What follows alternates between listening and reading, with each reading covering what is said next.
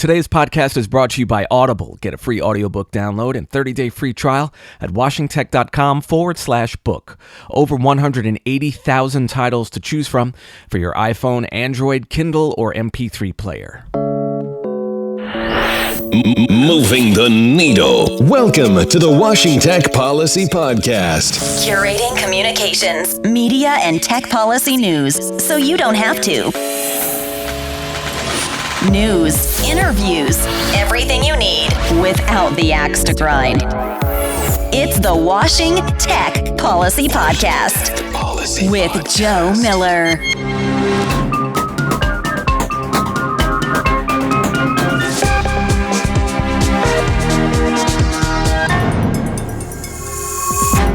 The Senate rejects a warrantless surveillance bill. DNC hackers release a secret Hillary Clinton file, and Viola Llewellyn is my guest.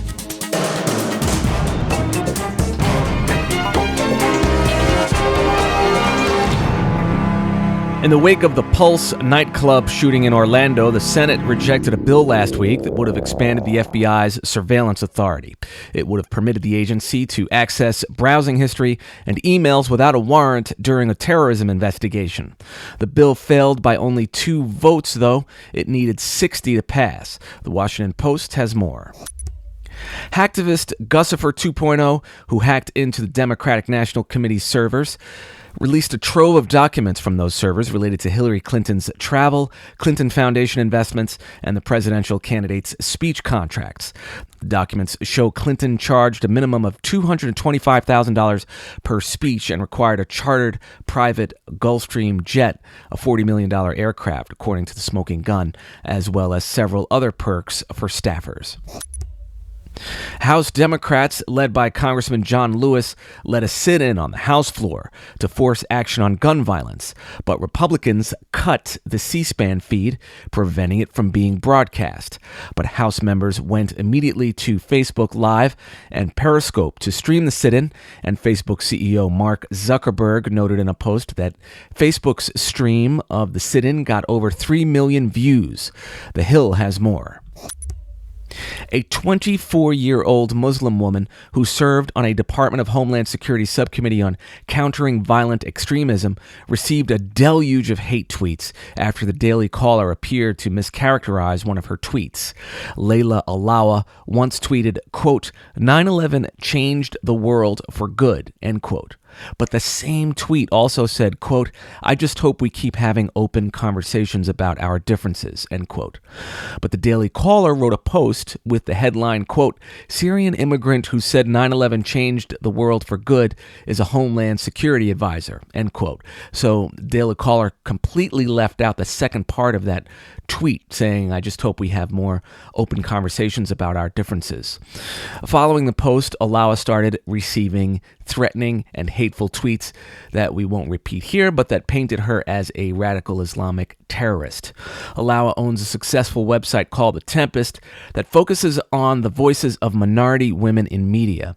It garners over 500,000 hits per month, according to CNN Money, where you can get full coverage of this story. Ars Technica reports that the White House is urging Congress not to gut the FCC's net neutrality rules and proposed set-top box rules via an appropriations bill that would strip millions from the FCC's budget. The Obama administration has threatened to veto the 2017 appropriations bill if these provisions stay in. Massachusetts Senator Elizabeth Warren wrote to FCC Chairman Tom Wheeler, urging the commission to move quickly to pass new privacy rules that apply to internet service providers accessing customer data for commercial purposes. Senator Warren expressed particular concern about how telecommunications companies use consumer data to exploit low-income consumers. The FCC has pushed back the deadline for filing comments in the privacy proceeding to July 6th. In a 3-0 decision, the Third Circuit Court of Appeals has ruled in favor of Alphabet Inc. unit Google, as well as Viacom, in a class action lawsuit parents brought against the companies for violating federal and state privacy laws by tracking and collecting children's data. But the court did preserve one privacy claim against Viacom, in which plaintiffs allege Nick.com said the data would not be collected, but the data was collected anyway. Reuters has more. The U.S. Department of Labor has announced $150 million in grants under the H-1B Tech Hire Grant Program that will go to 39 partnerships that target underserved communities that face barriers to employment. Finally, support seems to be waning for the FCC's set-top box proposal. Google released a statement saying it supports the cable industry's alternative set-top box proposal, which instead of making cable providers feeds available directly to set-top box manufacturers, would offer the live feeds through applications, which could then be viewed on devices. Also, Senate Minority Leader Harry Reid wrote to FCC Chairman Tom Wheeler expressing concern about the Commission's set-top box proposal. In it, Senator Reid expressed concerns that the proposed framework might fail to adequately protect programmers' copyright interests and that opening competition to third-party set-top box manufacturers might raise privacy issues. He asked the chairman to address these issues as the commission moves forward with the proceeding. Reid, a Democrat, now joins Senate Majority Leader Mitch McConnell in expressing concerns about the proposal to make cable providers programming feeds available to third-party device manufacturers. David McCabe at The Hill has more. Stay with us.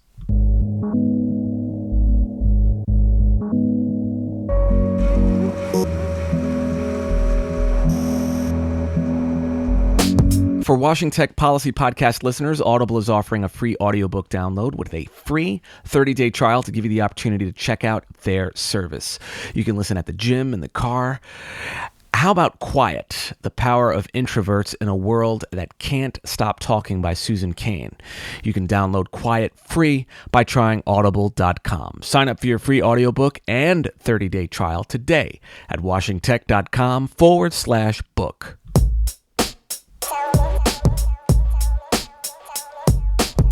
My guest today is Viola Llewellyn.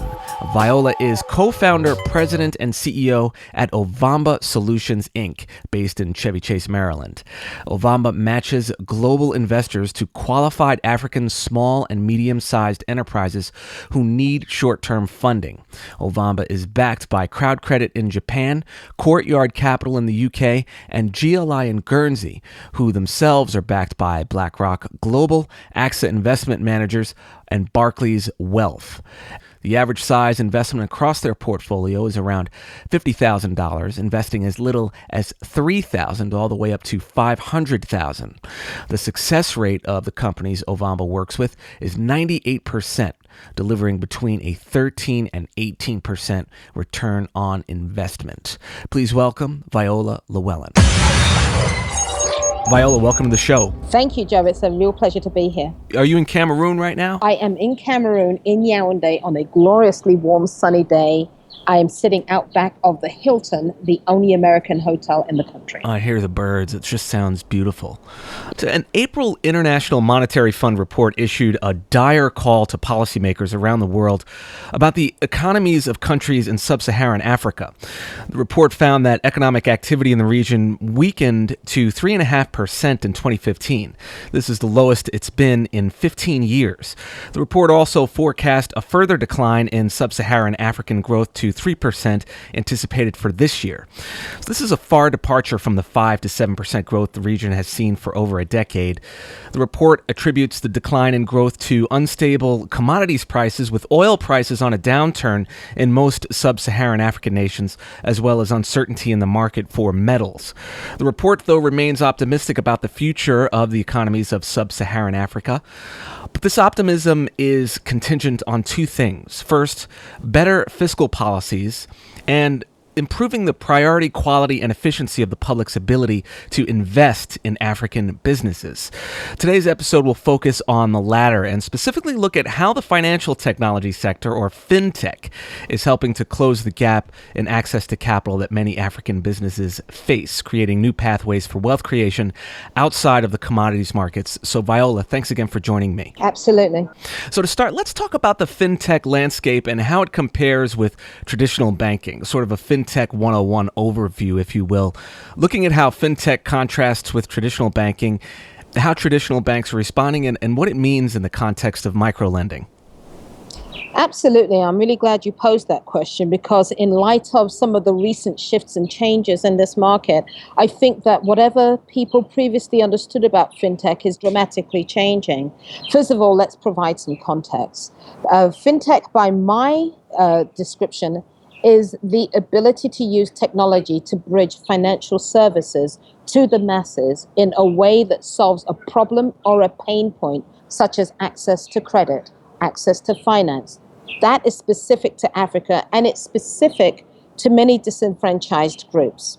So when you look at the arrival of fintech on the market and compare and contrast it with the traditional sense of banking, we see a removal of buildings and a service level that delivers to, let's say, the millennials and uses technology like mobile apps as a way to speed capital to people who need it. Everything is beginning to change right now, Joe. I mean, you prefaced it pretty well at the beginning of the show.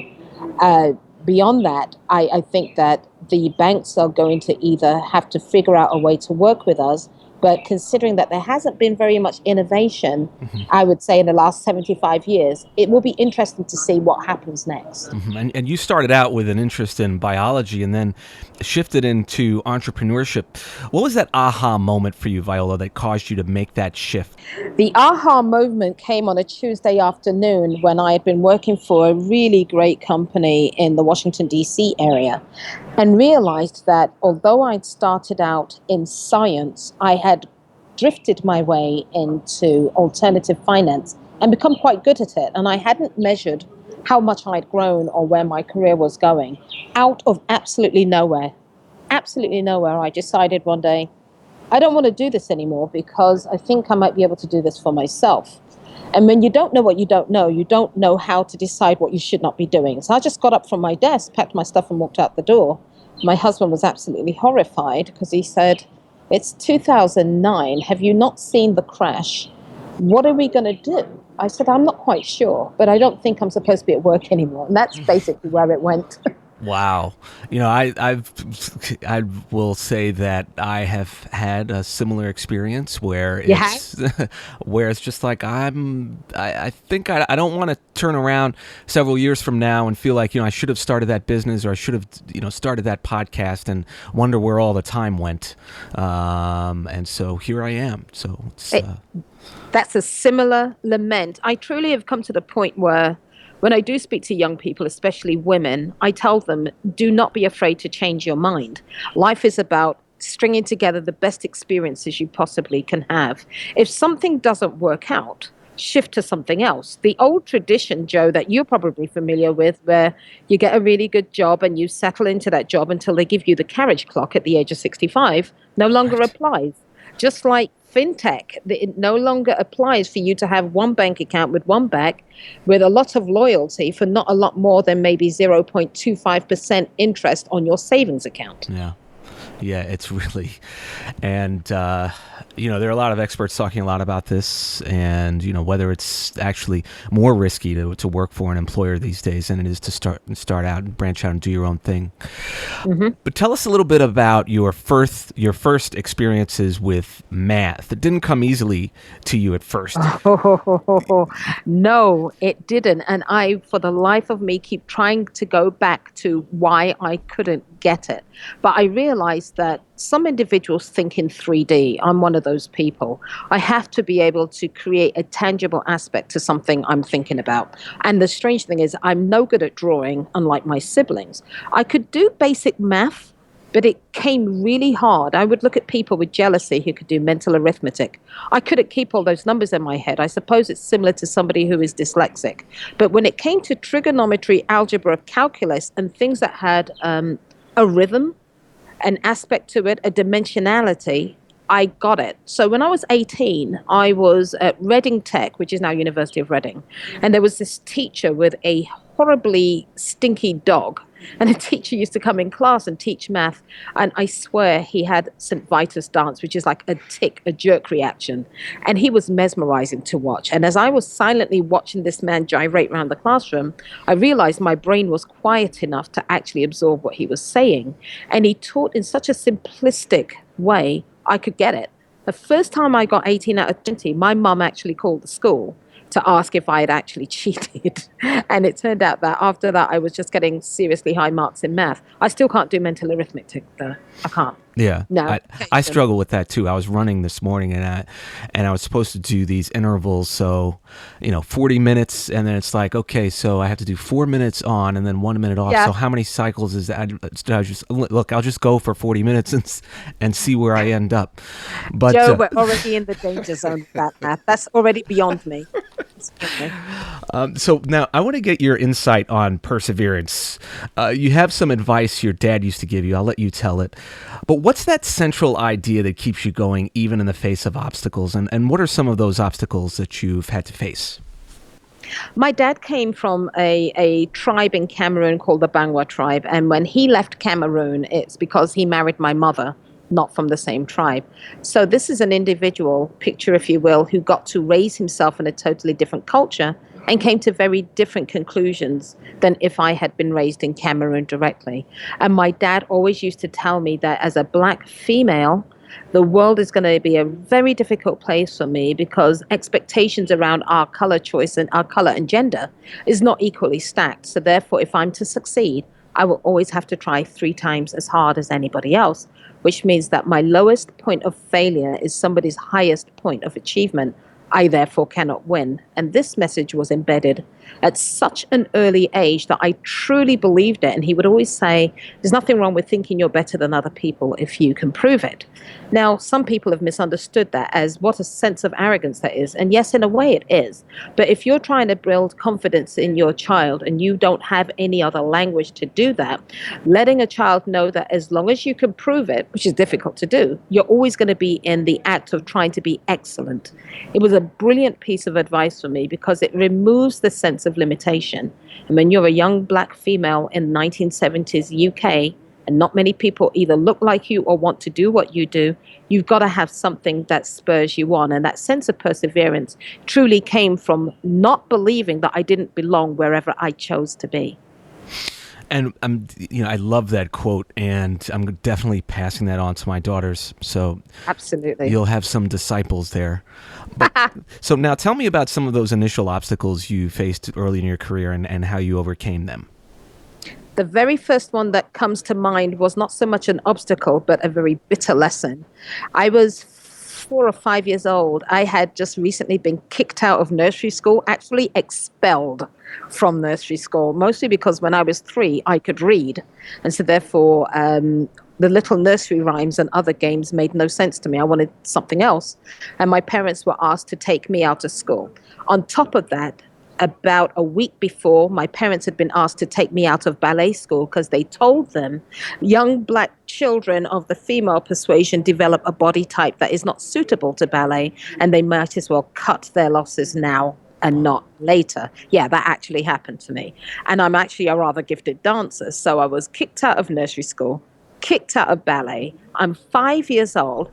My parents look horrified, and I know that I've been rejected. So I go to primary school, stood against the wall, and was told by the teacher, run to the other end and run back with these kids. So I trot up and I trot back, and she taps me on the shoulder, and she says to me, you didn't win, you're out. I was absolutely enraged. And when you don't have language to express your feelings, those are very intense feelings. So I began to realize that to win in life, you have to make an effort. And so the next time they told us run to the wall and back, I had understood the concept of a competitive race. I came second. And after that, I never lost a race again. I was never outside of the top 3. Obstacles like that came up in my life very often in the 70s, and it was usually around color or gender. But it never occurred to me that people didn't like me. I just thought that they were confused, and I would soldier on anyway, which made me a little difficult to deal with. I love that story, and it reminds me of Misty Copeland's story when they told her that she was too old at 13 when she had just started dancing, and she's just amazing. She is. So now, what are some things policymakers in Washington should know about as they work on policies that affect the fintech marketplace? My goodness me, that is certainly a mixed bag. Let me pick a few that are particularly keen to me.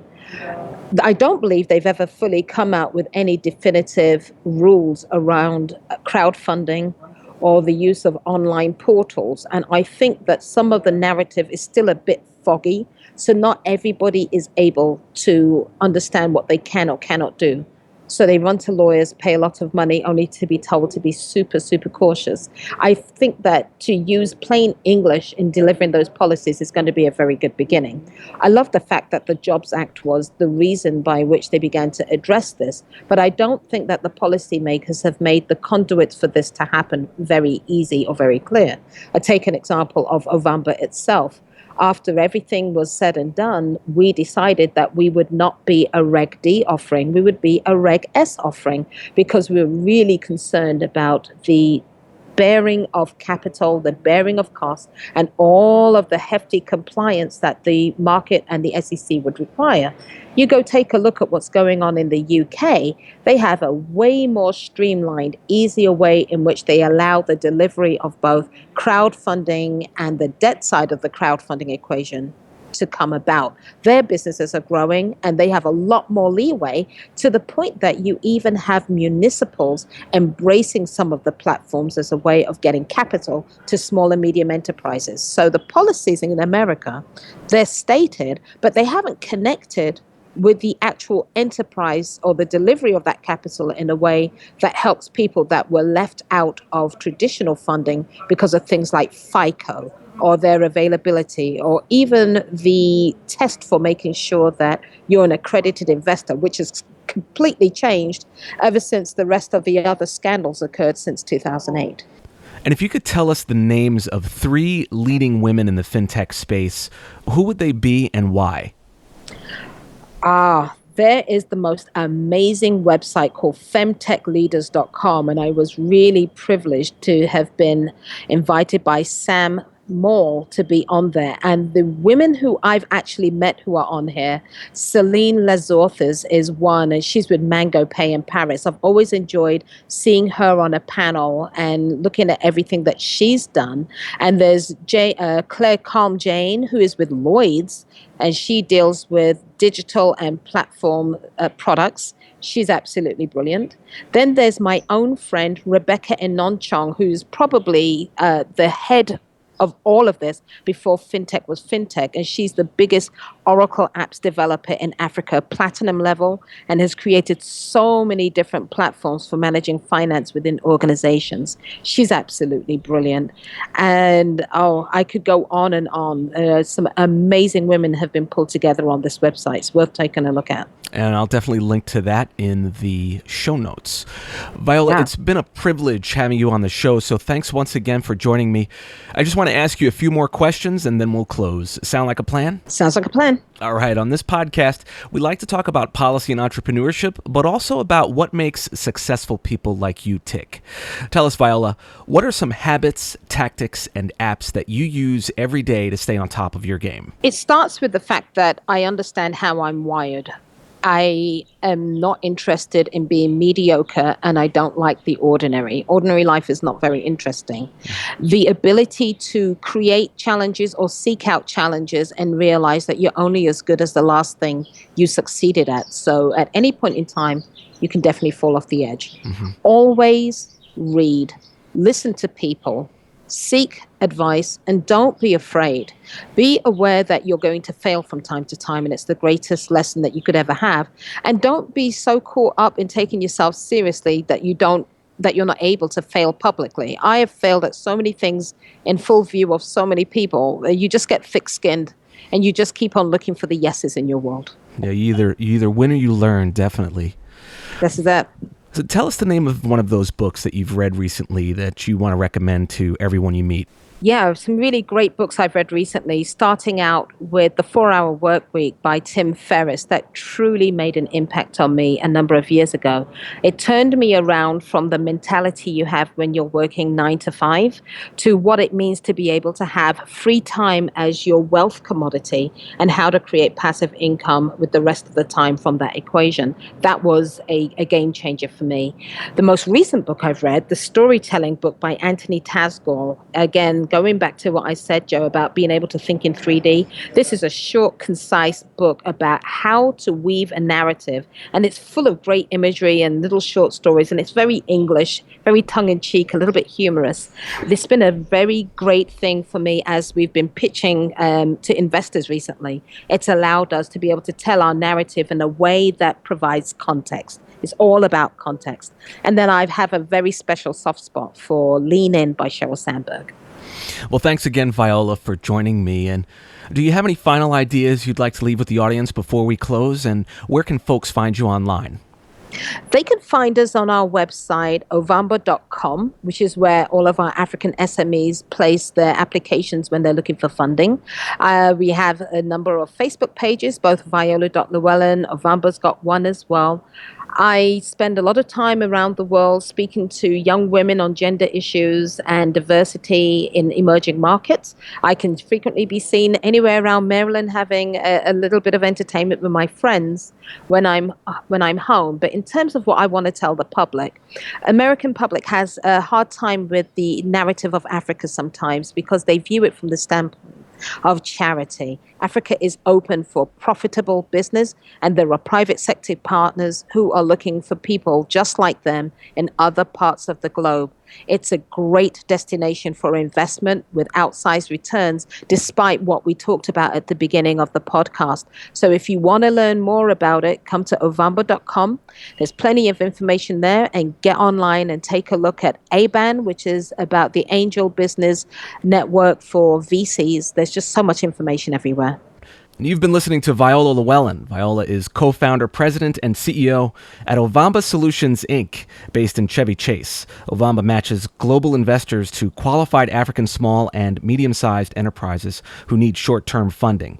Ovamba is backed by Crowdcredit in Japan, Courtyard Capital in the UK, and GLI in Guernsey, who themselves are backed by Blackrock Global, AXA Investment Managers, and Barclays Wealth. Average size across their portfolio is around $50,000, investing as little as $3,000 all the way up to $500,000. The success rate of the companies Ovamba works with is 98%, delivering between a 13 and 18% return on investment. Viola, thanks so much for joining me. Absolute pleasure, Joe. Thanks. That concludes episode 45 of the podcast. Thanks so much to all of you for listening. And be sure and head over to iTunes and give the show a rating and review. It helps the show tremendously and will only take a couple of seconds. And thanks again to all of you for listening. I will see you back here next week, and enjoy your 4th of July. Take care. Thanks for listening to the Washing Tech Policy Podcast. You've been briefed.